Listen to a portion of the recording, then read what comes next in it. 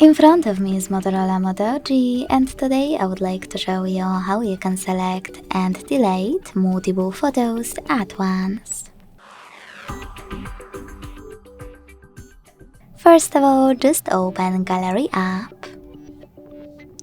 Then click on one of your albums or tap on those three lines at the top left corners and select one of those options. Either way, after locating your photos that you wish to delete, hold one of them.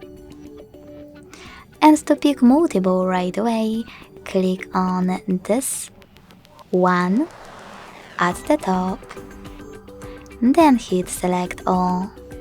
To keep some of those photos, tap on the chosen ones.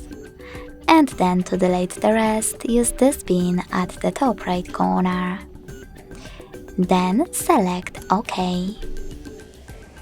Thanks so much for watching. If you enjoyed this video, don't forget to leave a like, comment and subscribe. Bye!